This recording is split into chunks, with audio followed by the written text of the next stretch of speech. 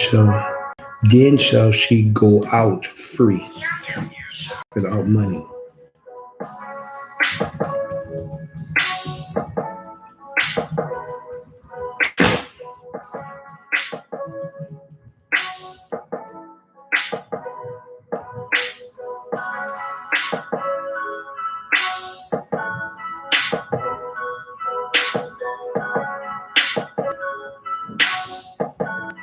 Or depart. If she departs.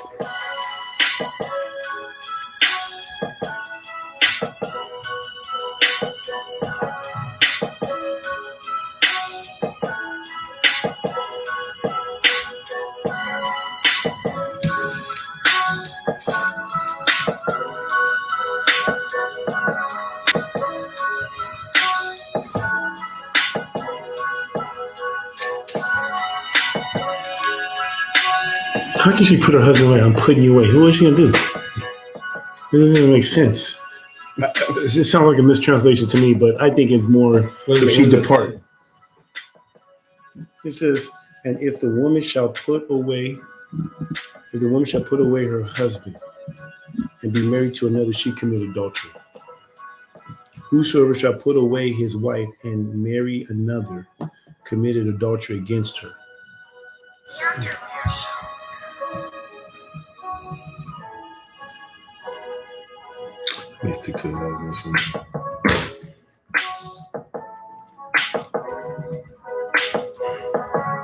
So this makes it like if the man shall put away his wife and marry another.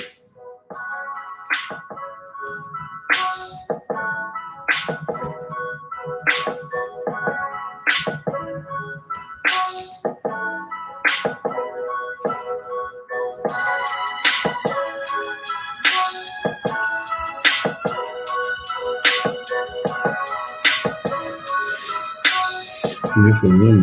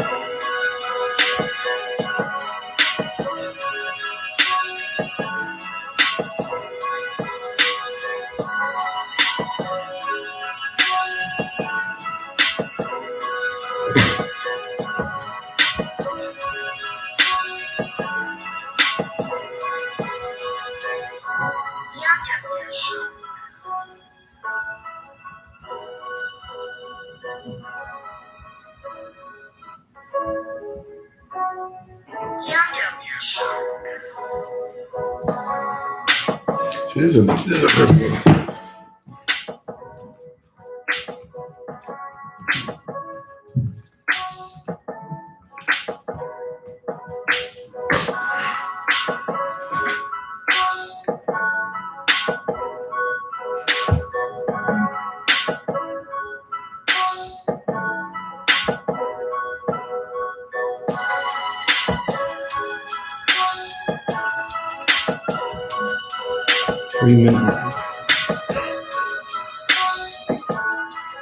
It says, and I say unto you, whosoever shall put away his wife to start or 3 minutes to start to actually talk. Mm-hmm. Oh.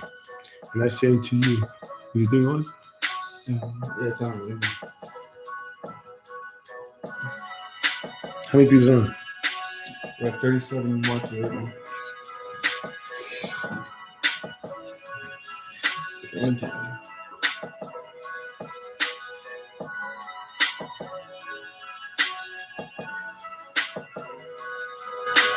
Abba, Father, I just pray that you would go before this talk show. Father, go behind the door with us. I pray that you would repeat us so that you may increase me. You pray that the door, our hearts and ears to hear. Father, give us some deep knowledge. In Jesus' name we pray. Hallelujah. Amen.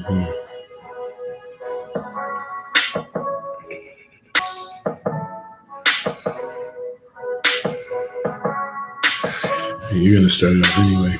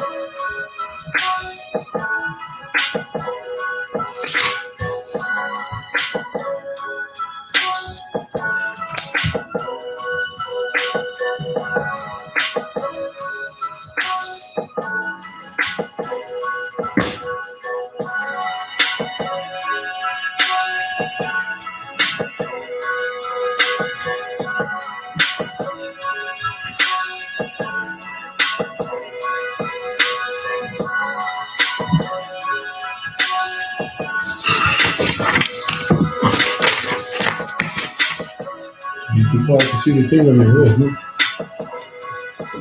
I should turn off my. You might want to scoot over just a tad bit. Like that. This way? Yep. There you go. That way it covers the light.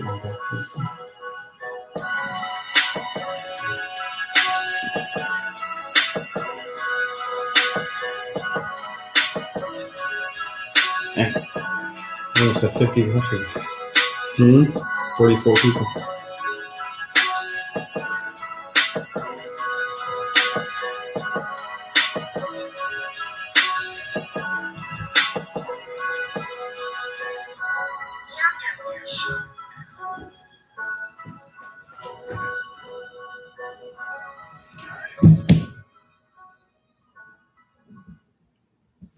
All right, welcome to the KGB Live Show with your host, Brother Kabir.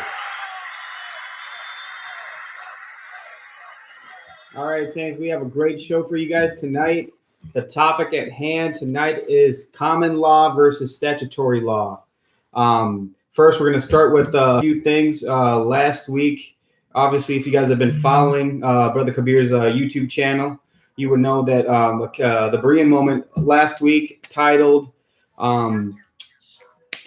His Commandments Comfort Me with special guest Sister Renee. Sister Renee did a great job in that interview, just expressing her own personal testimony of her coming into the ministry and having her experience with her family be renewed by just simply keeping Yah's commandments. Also, last week with the KGB Live Show, the topic was Jezebel, Flying Monkeys, and Police. If you guys didn't watch that, make sure you guys go back to the channel and click on last week's KGB Live Show.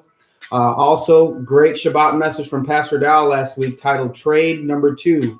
The trades that we make in the spirit of our minds. Very sobering message. So we would encourage you guys to go check it out. But without further ado, I'm going to pass it on to my brother Kabir. And welcome to the KGB Live Show. Brother Kabir, how are you doing tonight? I'm doing great. Thanks, David. Thank you. Well, guys, welcome to the KGB Live Show. Hey, today we are going to be talking about common law marriage. You could be married, and this is about common law marriage. We've been talking about not getting a marriage license. So wanted to give you guys tools and resources so that you know what state. Not every state practice common law, is just a few states. So we're going to go over that today. I'm going to tell you which states are the common law states and how you can keep from being considered married according to the law in that state. So we're going to be talking about that. So I'm going to give you guys some information. I hope you guys have some great questions. So I'm going to just go right into it. I have a lot of information I want to cover just because, I did some good research. But guys, once again, the object of not being in a marriage, not having a marriage through the state is that you want to keep your marriage biblical, because once your marriage becomes legal according to the law of the land, it becomes secular. And so we want to make sure that our marriage is biblical, and the secular marriage is totally different and opposite than the biblical marriage. It's just two different things. So let me start off. What is common law marriage? Here's the definition. A common law marriage is one which the couple lives together for a period of time and holds themselves out to friends, family, and the community as being married without going through the formal ceremony or getting a marriage license. So that's common law. So a lot of people think that if you're just living with together, you are considered married. That is not true. There's a lot that goes in to being considered married. And we have some of the saints in some of these states that are considered common law we're going to go over. So what does it take? It says you must live together, and the amount of time vary by state. You both must have legal rights or capacity to marry. What is the capacity to marry? Well, that is you both must be 18 years of age. 2, you must be of sound mind.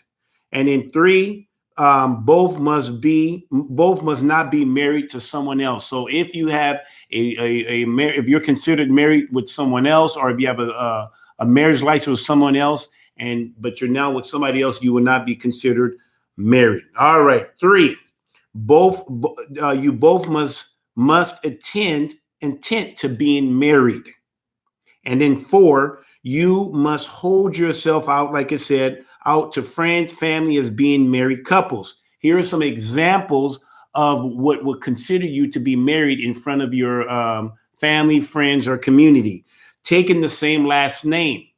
So if you don't want to be considered married in the common law, do not take the last name. Don't let your woman, that's what I'll call her, your woman, take your last name and make that public. 2, refer to each other in public as husband, wife, or spouse.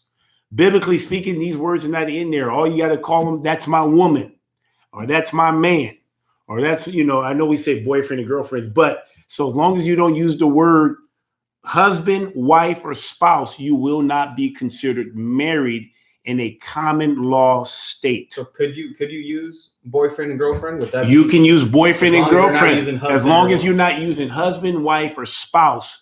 You are clear. You will not be considered married. So if the woman decides to trip and go crazy and kick the traces, she will not be able to take your strength. Remember, Proverbs 31:3 says, "Do not give your strength over to a woman." So this is how you men protect yourself according to this wicked system that we live in called Babylon of America. Okay.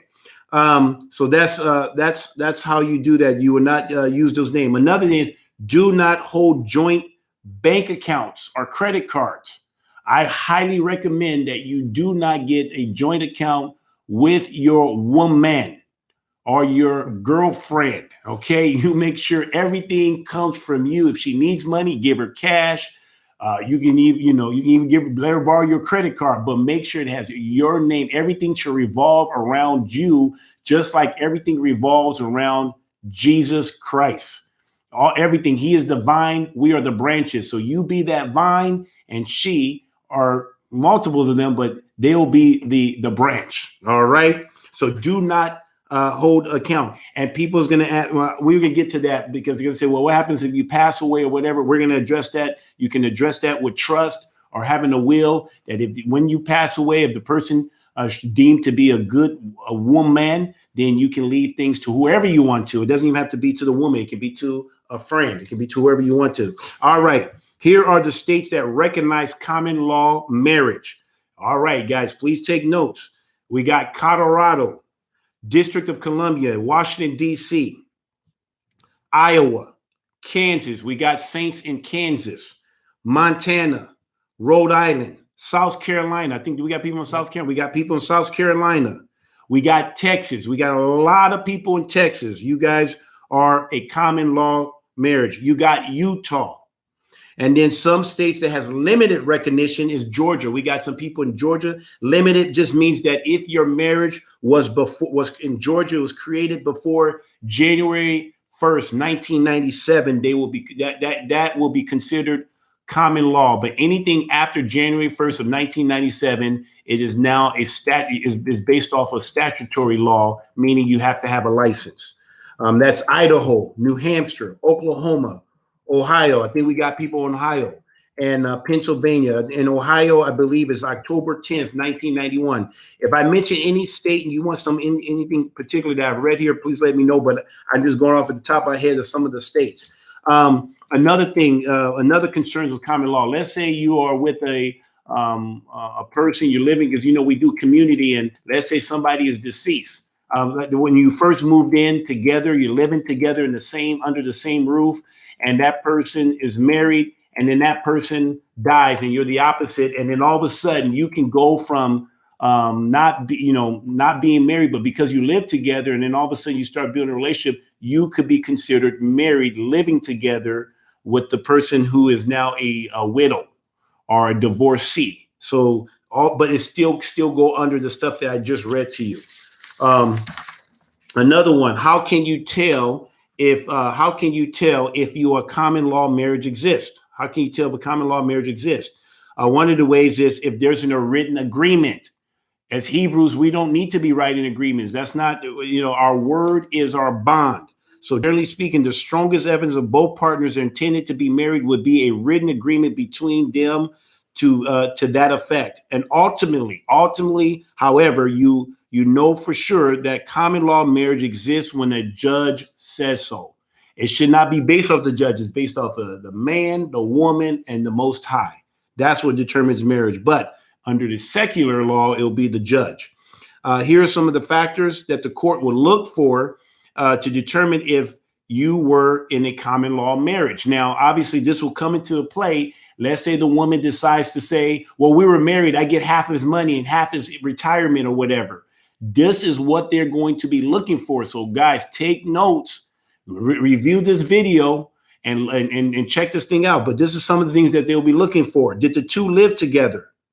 Did one partner use the other partner's last name? Some of this is repeat. Did you sign contracts together to buy a home or a car? Once again, men, buy the car, put it in your name. Whatever a home, put it in your name. Did you file joint tax return? Guys, the benefits are not worth it. I went through a divorce. I'm telling you, it's the most expensive contract in the world. Pastor Dow talks about it all the time. I trust me, as a financial advisor, I maximize all the benefits of having a wife and having children. And I can tell you right now, I am paying for it. Wow. Big time. So it's not worth it. I'd rather pay all the taxes and have a sound mind and at peace. All right. Did you have a joint bank account? Did each of you refer to as spouse? I already told you what to do. Call her your woman. If somebody asks, that's my woman. I'm her man. You do it that way, and you don't have to worry about that. You don't have to have any ceremony. What you do in the bedroom, that's between you and the Most High and that woman. Did you guys share household duties or expense? I think it means more about expenses. So make sure all the bills are in the man's name. You should be the provider anyway. She's allowed to live with you and be a part of your home, your house. Did you have? Okay, here's a good one right here. Did you have or raise children together? That could be one of the biggest evidence. Obviously, you don't get married just to be hanging out. You get married so you can be fruitful and multiply. So I want to remind you again. The way you can protect yourself is to make sure that if you have children with your woman in the common law, look into a voluntary termination of parental rights. If the woman truly loves you, she will not have a problem terminating her parental right. The children, according to the Bible, belongs to the man. The seed belongs to the man. Now, Every marriage is different. I'm just speaking, because there's people in these type of situations, and this can compromise their walk with the Most High. So I think I covered everything. So look into that voluntary termination parental rights. Those are the states. So do we have any questions? I think I went through all of my little notes here, but those are the states that are impacted by this stuff. But guys, it's really about protecting your family. I want to use my family as an example. I had a wife. I had 8 children. And because I did not do it biblically, I ended up building my marriage on sandy ground and not on the word of God, which is the solid rock, the solid foundation. And now 8 souls, 8 children are now being impacted because of the type of marriage because I was part of a secular marriage. So this is to protect your family. When you talk to your wife, some people say, well, why are you doing this? You don't trust me? It has nothing to do with not trusting the woman. It has to do with she is the weaker vessel. It says this in 1 Peter chapter 3, verse 7, that you treat her as the weaker vessel. When Satan wants to attack your family, he's going to go through the woman and try to tear your home apart through her emotions, her feelings, and her opinions. So to protect her from herself and to protect you all from the Satan, one way to do it is do not give the woman your strength. If you look through the Bible, here's some of the scriptures I came up with. Some of the scriptures that I came up with that talks about Deuteronomy 24, verse 1-4, talks about that the bill of divorce comes from the man, not a judge. It should come from the man. The man always gave the woman a bill of divorce because she is considered the property. And so if he was going to put her away and give her a bill of divorce, it allowed her to have that paper so that when she goes to the next man, he can say, hey, aren't you Kabir's woman? Yeah, but he put me away. He gave me a bill of divorce. Here's my bill of divorce. So now he knows that if he lays with this woman, he is not committing adultery. But if he doesn't see that bill of divorce, he could be he will be committing adultery. So that is how we did it in Israel. They gave bill, just like they did in this country, called slaves, right? We had slaves. When a man was free, he had to have a bill of divorcement or release paper saying that he was a free man. So if he got pulled over, he was able to pull out his paper and say, hey, I know I'm black and I'm a slave. I was a slave, but I have papers that says I'm a free man. So that's how it was. That's how women were treated in Israel. And that's how the Torah teaches how women and children should be treated. So anyway, just wanted to let you guys know that it's very important that the man has rule. He's the rule. He is the owner of everything of his household. So anyway, I hope I covered a lot of things. Is there any questions? So I have a question. Yes. It's not coming from the audience, yep. But so obviously we see, I think it's very evident to say that marriage license, when it comes through the state, are not biblical in any shape, fashion, or form, right?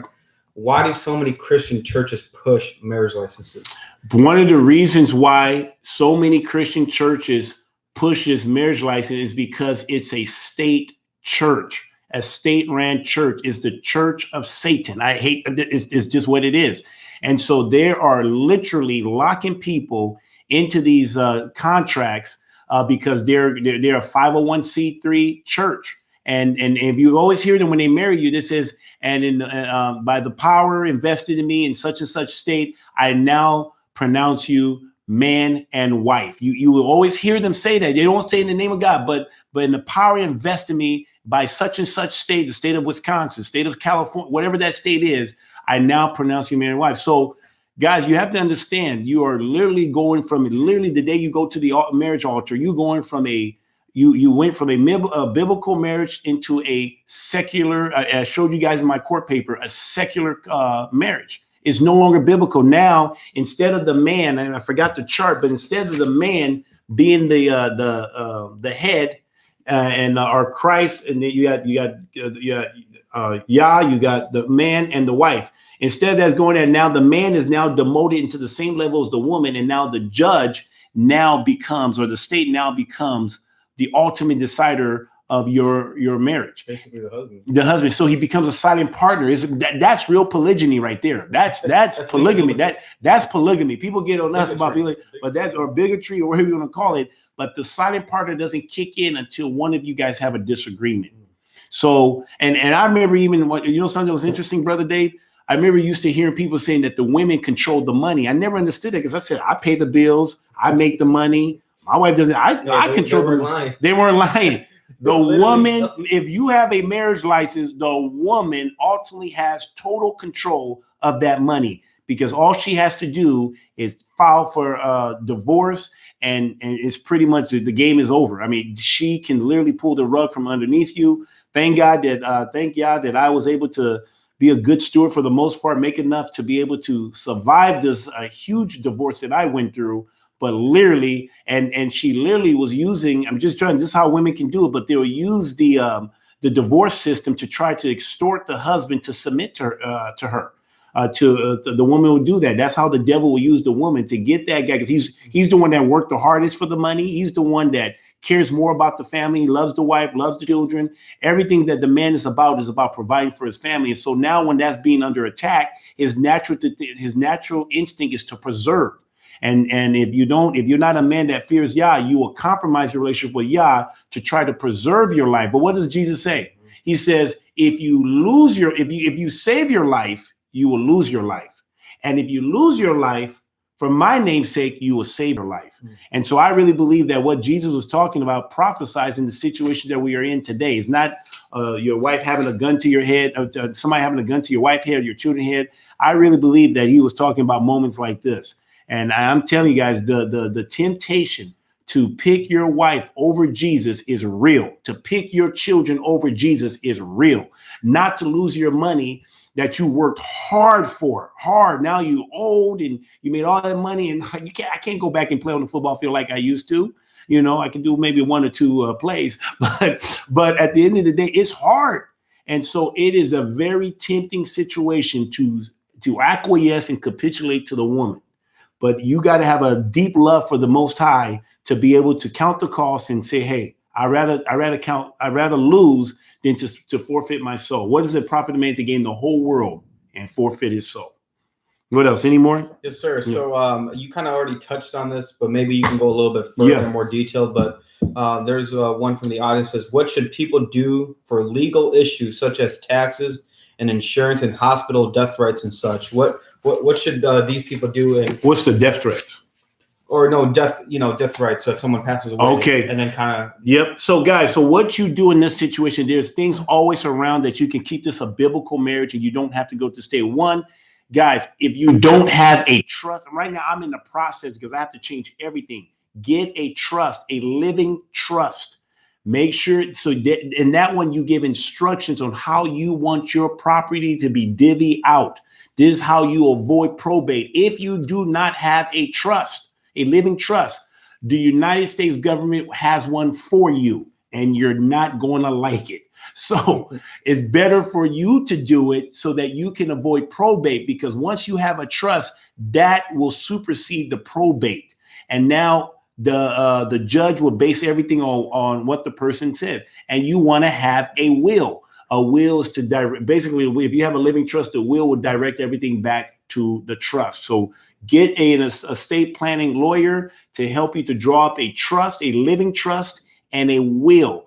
That's where you can determine how to handle your finances, how to handle who gets your children, who becomes, all of that would take care of that when you pass away. So that's the best way to handle it. What was the other question you had? You said on that one? So yeah, basically that, will. Oh, insurance. Taxes, insurance. Insurance. There's ways to, you can get insurance. It may be expensive, but there's other things. I know here at Straightway Praiseland, we use a ministry called Samaritan Ministry, but they have like health sharing accounts, or just saving money. But we use a thing where we don't have to pay as much. I mean, I think just for me, I only have to pay $220 in insurance, but that's only if something major happens. I mean, I don't go do preventative and stuff like that because we don't get sick here. But if something happens, like a car accident or things like that, you want to make sure that you cover, or even any things like that. So But there are ways to kind of do that. You don't need to be married to have a health insurance. What else? Is that it? So if someone finds himself in the situation of being in a common law situation, what would you recommend them to do? Would you recommend them moving out of state? What would you recommend that person who's in that situation? Okay, that's a good question. I know some people that's actually in this situation right now and has asked me, I'll say, hey, go to your spouse. And if the spouse is a true believer, they will understand the reason. Now, this is only if you believe your spouse is vulnerable. Now, you got people like Pastor Dow, who has a strong marriage with him and Mother Carol. And so this is not something so everybody got to know your situation, but that's a situation where they don't have to dissolve their marriage because Mother Carol ain't going anywhere. She's in it to death do them part. But you got some young people and some people, you guys know your spouse, okay? And so to dissolve that marriage for the sake of your family, make your family say, hey, to keep our family intact, to make sure these children have both of their parents, to make sure that the devil can't come in and wreck it up. Guys, look at me. I married a Christian woman. I married a woman devout. Now, maybe she was mirroring me, but she's the one that was a Christian before me. And we both said divorce is not an option. I did not get a prenup or anything like that. I was stupid, but I didn't get a prenup because divorce was not an option. And guess what? She went to the unjust law and filed for legal separation, which is pretty much divorce. But she filed for legal separation in hopes to cause me to, as a form of extortion, to try to get me to acquiesce and capitulate, to break away from straight way, from stop keeping the Sabbath, and so forth and so forth. And so it doesn't matter, the legal separation, divorce. And so you want to make sure you're not in that situation. When a woman it's kind of like this. Remember the analogy I told you about the hawk? Mm-hmm. Now, I don't know if you guys know the Incredible Hulk, right? It's kind of with David Banner, like, he gets angry, he just starts smashing everything. And then all of a sudden he just loses, he just destroys everything in sight. And then all of a sudden when he calms down and he wakes up, he says, what happened? They tell him, yeah, the green guy, he did all this. He didn't even know what he's doing. That's what happens to a woman. When a woman gets emotionally charged, the devil just emotionally charged, she will destroy everything inside until she hits until she has a spiritual train wreck. She won't know the damage she's caused. Wow. She will destroy the children. She will destroy you. I mean, literally, she will be out to kill you and not even think twice. It was not until after the damage is done, she looked like, what did I do? So guys, this is the best way you can protect your family. At the end of the day, I am just giving you my opinion, my suggestion. You guys have to do what's best for you and your household, but I just want to educate you so you know that there are resources out there. There's ways you can make it biblical. It's good.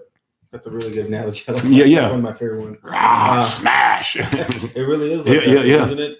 So how about people who are in a statutory law state? Okay. So are they okay? Are they in the green zone, or is there something that they can do to protect themselves, from anything that could possibly happen in the future? Okay. So people that are in the statutory state, if you live in the statutory like myself, Wisconsin is a statutory state. That is a simple one. You need a marriage license. That you are not considered married without a license. But I want to encourage you, even you guys that are living in a statutory state, if you do not have a marriage license, I will highly recommend that you still refer to your spouse as a woman, your man, because what happens is if you move into let's say you happen to move because of work, or you move into a different community that happens to be, let's say we moved to Kansas. Now I'm in a common law. And if I've been calling this person my wife or whatever, and let's say she goes crazy, all of a sudden I could end up fitting all of the common law. So even in the statutory, still refer to that person as your woman. If you also already have a marriage license, my recommendation is, once again, every household is different. You got to know your spouse and be real. Do not deceive yourself. You know your woman. If you know your woman is very vulnerable, then I will highly recommend that you consider dissolving that marriage and getting into a biblical marriage. So you want to go from a secular marriage into a biblical marriage. Hallelujah. That's a good answer.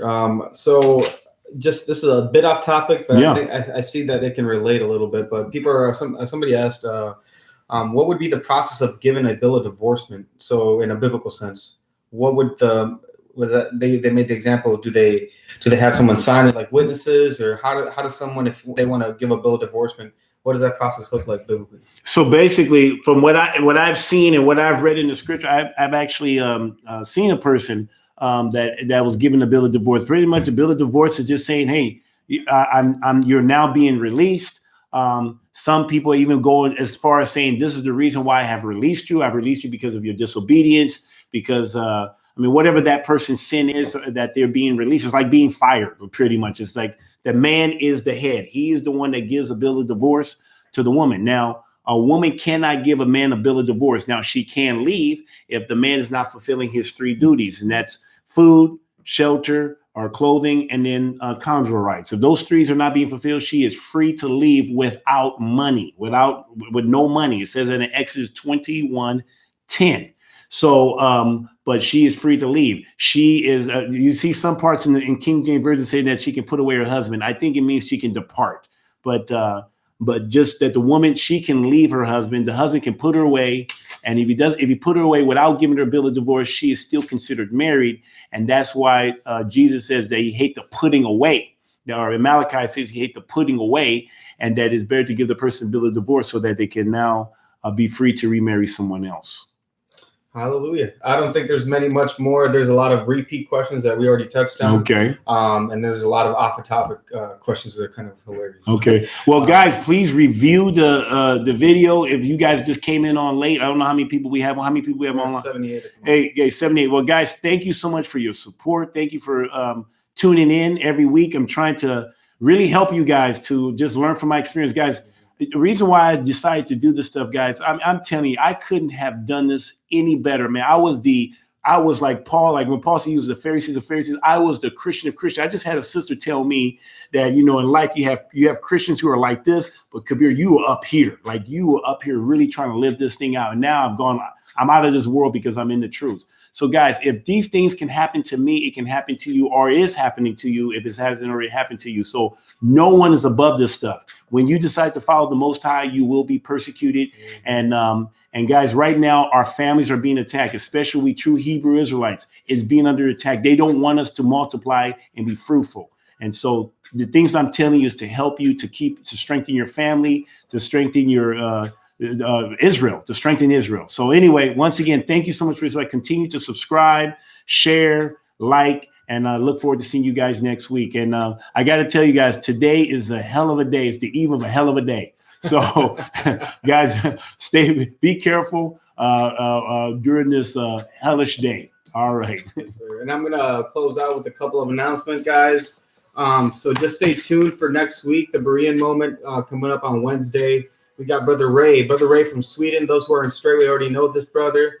Guys, you can expect a great Berean moment coming up next Wednesday.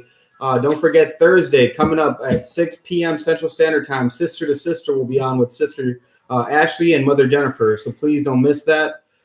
Friday, we have Blog Talk with Pastor Dowell, and that starts at 7 p.m. Central Standard Time. So stay tuned, guys. We have more stuff coming. And make sure you guys press that like button, comment, share, subscribe, and keep supporting Brother Kabir's channel. We're going to keep putting as much information as we can to help you guys out. And it's always good to have good feedback and encouragement. So let us know what you guys think. All right. Shalom, shalom.